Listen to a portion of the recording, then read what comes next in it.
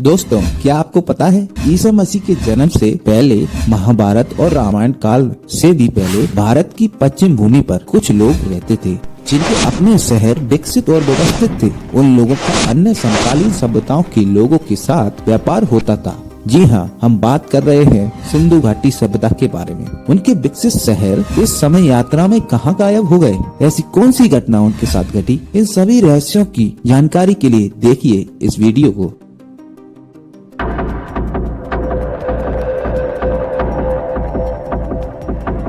Radiocarbon C14 जैसी नवीन विश्लेषण पद्धति के द्वारा सिंधु सभ्यता की सर्वमान्य तिथि 2400 ईसा पूर्व से 1700 ईसा पूर्व मानी गई है। सिंधु सभ्यता के सर्वाधिक पश्चिमी पुरास्थल दासक नदी के किनारे स्थित सुतगांगे डोर बलूचिस्तान पाकिस्तान में स्थित था। पूर्वी पुरास्थल हिंडन नदी के किनारे आलमगीरपुर जिला मेरठ में उत्तर प्रदेश में स्थित था। उत्तरी पुरास्थल चिनाब नदी के किनारे तट पर अखनूर के निकट मांदा जम्मू कश्मीर में स्थित था, जबकि दक्षिणी पुरास्थल गोदावरी नदी के तट पर दाइमाबाद जिला अहमदनगर महाराष्ट्र में स्थित था। सैंधव सभ्यता नागरीय सभ्यता थी। सैंधव सभ्यता से प्राप्त परिपक्व अवस्था वाले स्थलों में केवल 6 को ही बड़े नगरों की संज्ञा दी गई थी, जिनमें शामिल हैं मोहनजोदड़ो, हड़प्पा, गढ़वालीवाला, राखीगढ़ी, धौलावीरा और कालीबंगन।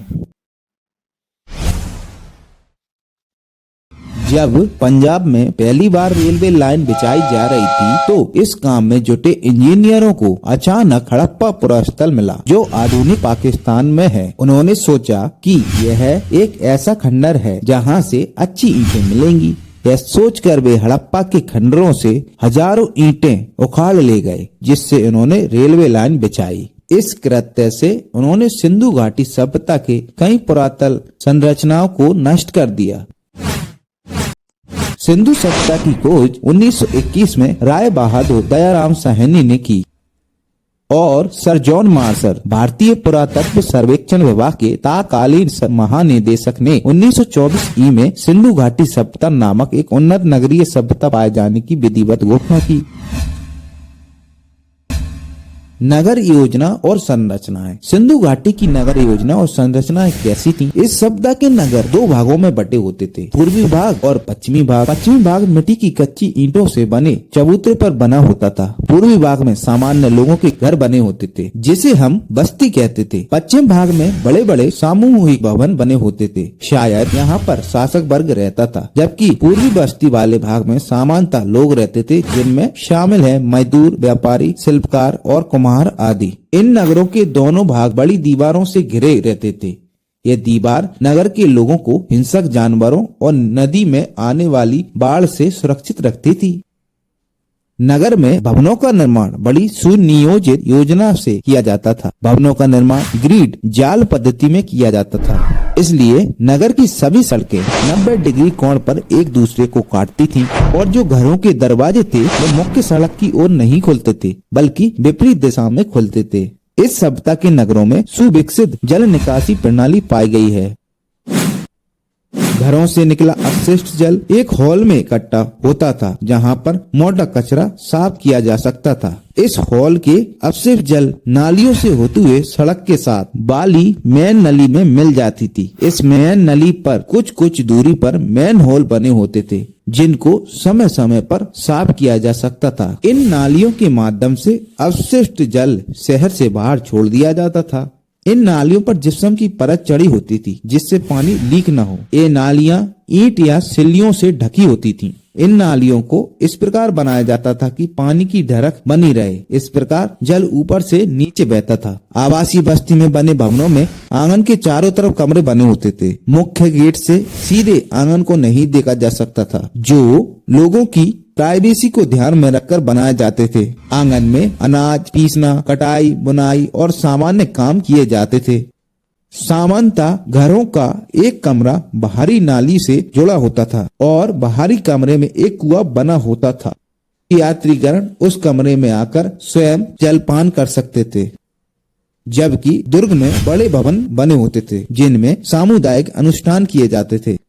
मोहनजोदड़ो का विशाल स्नानागार, जिसका जलाशय दुर्ग के टीले में है, यह ईंटों के स्थापत्य का सुंदर उदाहरण है। यह 11.88 मीटर लंबा, 7.01 चौड़ा और 2.43 मीटर गहरा है। दोनों सिरों पर तल तक सीढ़ियां बनी हुई हैं। स्नानागार का फर्श पक्की ईंटों का बना है। पास के कमरे में बड़ा सा कुआं है। इससे पानी निकालकर हौज में डाला जाता था। हौज के कोने में निर्गम मुख है, जिसमें पानी बहकर नाले में जाता था। बताया जाता है कि यह विशाल स्नानागार धर्मानुष्ठान संबंधी स्नान के लिए बना हुआ, जो भारत में हर धार्मिक कर्म में आवश्यक है।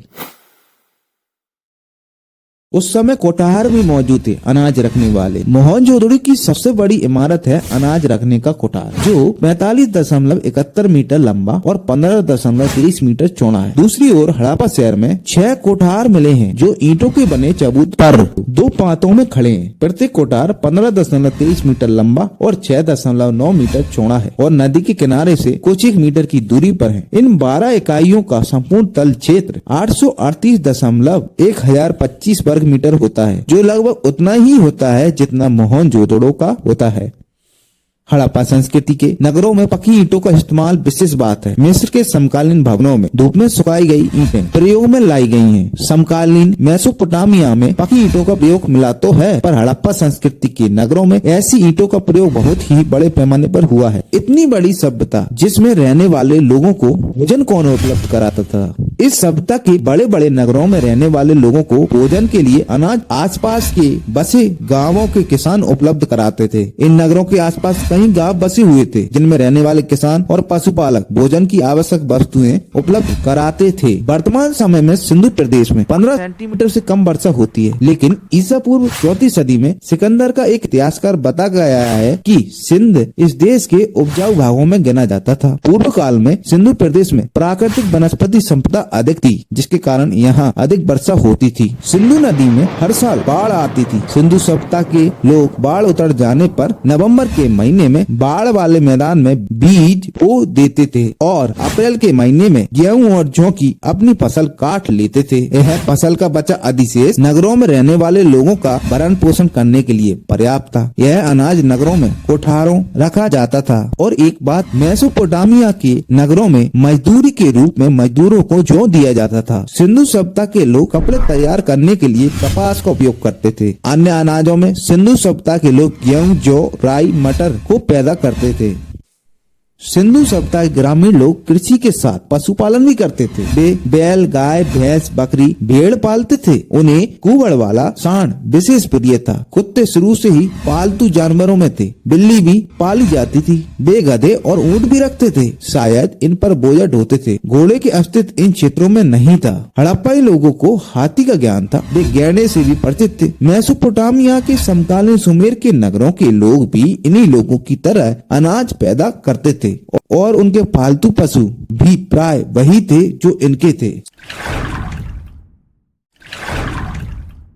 सिंधु सभ्यता के लोग धार्मिक प्रथाएं भी मानते थे। हड़प्पा में पकी ईंटों की स्त्री मूर्तिकाएं भारी संख्या में मिली हैं। एक मूर्तिका में स्त्री के गर्भ से निकला पौधा दिखाया गया, जो पृथ्वी देवी की हो सकती है और हड़प्पाई लोग धरती को उर्वरता की देवी समझते होंगे, उसी की पूजा करते थे। मिस्र में संपत्ति का उत्तराधिकार कन्या को मिलता था, लेकिन हड़प्पा सभ्यता का उत्तराधिकार किसको मिलता था पता नहीं। मोहनजोदड़ो से प्राप्त पशुपति की मोहर, जिसमें एक योगी ध्यान मुद्रा में पद्मासन लगाए बैठा है, उसके चारों ओर एक गैंडा, एक हाथी, एक बाघ और एक आसन के नीचे एक भैंसा है। पांवों पर 2 हिरण हैं। मोहर पर चित्रित देवता को पशुपति महादेव बतलाया जाता है।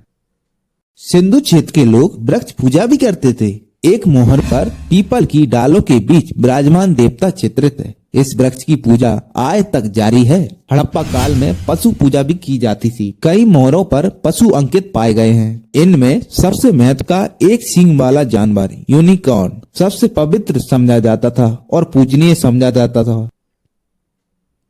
सिंधु सभ्यता के लोग वृक्ष, पशु और मानव के स्वरूप में देवताओं की पूजा भी करते थे, परंतु वे अपने देवताओं के लिए मंदिर नहीं बनाते। सिंधु सभ्यता एक बड़ी वणिक सभ्यता थी, जिसमें व्यापार बिना मापतोल के संभव नहीं था। बाट के रूप में व्यवहारिक बहुत सी वस्तुएं पाई गई हैं। उनसे प्रकट होता है कि तौल में 16 या उसके आवर्तों का व्यवहार होता था, जैसे 16, 64, 160, 320 और 640। आपको आश्चर्य होगा कि 16 के अनुपात की यह परंपरा भारत में आधुनिक काल तक चलती रही है। वर्तमान समय में 1 रुपया 16 आने का होता है। सिंधु सभ्यता के लोग मापना भी जानते थे। ऐसे डंडे पाए गए हैं जिन पर माप के निशान लगे हुए हैं। इनमें एक डंडा कांसे का भी है। सिंधु सभ्यता के पुरा स्थल से बहुत मात्रा में सीलें या मोहरें प्राप्त हुई हैं। इनमें से अधिकांश सीलों पर लघु लेखों के साथ साथ एक सिंगी जानवर, भैंस, बाघ, बकरी और हाथी की आकृतियां सिंधु पुरा स्थलों से मूर्तियां प्राप्त हुई हैं, जिनमें शामिल हैं प्रस्तर, शैलखड़ी और कांसी की मूर्तियां। सिंधु पुरा स्थलों से भारी संख्या में पकी मिट्टी की मूर्तियां मिली हैं। इनमें बच्चों को खेलने के लिए पक्षी, कुत्ते, भेड़, गाय, बैल और बंदर की प्रतिकृतियां मिलती हैं। हड़प्पाई लोग कुम्हार के चाक का उपयोग करने में कुशल थे। उनके बर्तनों पर विभिन्न रंगों की चित्रकारी देखने को मिलती है। सभ्यता के लोगों के जीवन में व्यापार का बड़ा महत्व था। उनकी पुष्टि हड़प्पा, मोहनजोदड़ो और लोथल में अनाज के बड़े बड़े कोठारों के पाए जाने से नहीं होती, बल्कि बड़े भूभाग में ढेर सारी मिट्टी की मोहरें, एक रूप लिपि और मानकीकृत माप तौलों के अस्तित्व से भी होती है। हड़प्पाई लोग सिंधु सभ्यता के क्षेत्र के भीतर पत्थर, धातु, हड्डी आदि का व्यापार करते थे, लेकिन वे जो वस्तुएं बनाते थे उनके लिए अपेक्षित कच्चा माल उनके नगरों में उपलब्ध नहीं था। वे धातु के सिक्कों का प्रयोग नहीं करते थे। संभव है कि वे सारे आदान प्रदान विनिमय द्वारा करते हों। अपने तैयार माल और संभवतः अनाज भी नावों और बैलगाड़ियों पर लाद कर पड़ोस के इलाकों में ले जाते थे और उन वस्तुओं के बदले धातुएं ले आते थे। वे अरब सागर के तट पर जहाज रानी करते थे। वे पहियों से परिचित थे और हड़प्पा में ठोस पहियों वाली गाड़ियां प्रचलित थीं। लगता है कि हड़प्पाई लोग किसी न किसी प्रकार के आज के इक्के का इस्तेमाल करते थे, पर उनमें आरेदार पहिए नहीं थे। हड़प्पाई लोगों का व्यापारिक संबंध राजस्थान के एक क्षेत्र से था और अफगानिस्तान और ईरान से भी। उन्होंने उत्तरी अफगानिस्तान में अपनी वाणिज्यिक बस्ती स्थापित की थी, जिसके सहारे उनका व्यापार मध्य एशिया के साथ चलता था। उनके नगरों का व्यापार दजला फरात प्रदेश के नगरों के साथ चलता था। बहुत सी हड़प्पाई मोहरें मेसोपोटामिया की खुदाई में निकली हैं और प्रतीत होता है कि हड़प्पाई लोगों ने मेसोपोटामियाई नागरिकों के कई प्रसाधनों का अनुकरण किया है। हड़प्पाई लोगों ने लार्जवर्थ मणि सुदूर व्यापार चलाया था। अवश्य ही इस मणि से शासक वर्ग की सामाजिक प्रतिष्ठा बढ़ती होगी। 2350 ईसा पूर्व के आसपास और उसके आगे के मेसोपोटामियाई अभिलेखों में मेलुआ के साथ व्यापारिक संबंध की चर्चा है। मेलुआ सिंधु क्षेत्र का प्राचीन नाम है। मेसोपोटामिया के पुरालेखों में 2 मध्यमवर्ती व्यापार केंद्रों का उल्लेख मिलता है, दिलमन और मकन। ये दोनों मेसोपोटामिया और मेलुआ के बीच में है। दिलमन की पहचान शायद फारास की खाड़ी के बहरेन से की जा सकती है। उस बंदरगाह नगर में हजारों कब्रें खुदाई का इंतजार कर रही हैं। मेसोपोटामिया की प्राचीन सभ्यता तो 1900 ईसा पूर्व के बाद भी टिकी रही। हड़प्पा की नगर संस्कृति लगभग उसी समय लुप्त हो गई। इसके उससे कारण बताए जाते हैं। कहा जाता है कि सिंधु क्षेत्र में वर्षा की मात्रा 3000 ईसा पूर्व के आसपास तनिक सी बढ़ी और फिर ईसा पूर्व दूसरी सहस्त्राब्दी के आरंभ भाग में कम हो गई। इससे खेती और पशुपालन पर बुरा असर पड़ा। कुछ लोगों का मत है कि पड़ोस के रेगिस्तान के फैलने से मिट्टी में लवणता बढ़ गई और उर्वरता घटती गई। इसी से सिंधु सभ्यता का पतन हो गया।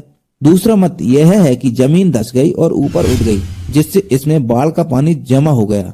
भूकंप के कारण सिंधु नदी की धारा बदल गई, जिसके फलस्वरूप मोहनजोदड़ो का पृष्ठ प्रदेश वीरान हो गया। यह भी मत है कि हड़प्पा संस्कृति को आर्यों ने नष्ट किया, पर इसका साक्ष्य बहुत कम है। हो सकता है कि इस सभ्यता में इन लोगों के बीच कोई महामारी फैल गई हो। ऐसे अनजान कारण हैं जिनके कारण यह सभ्यता आज हमारे सामने प्रस्तुत नहीं है। ऐसी ही वीडियो अगर आप देखना चाहते हैं तो इस चैनल को सब्सक्राइब कीजिए, लाइक कीजिए और शेयर कीजिए। हम कुछ नए टॉपिक पर आपके लिए फिर से वीडियो प्रस्तुत करेंगे।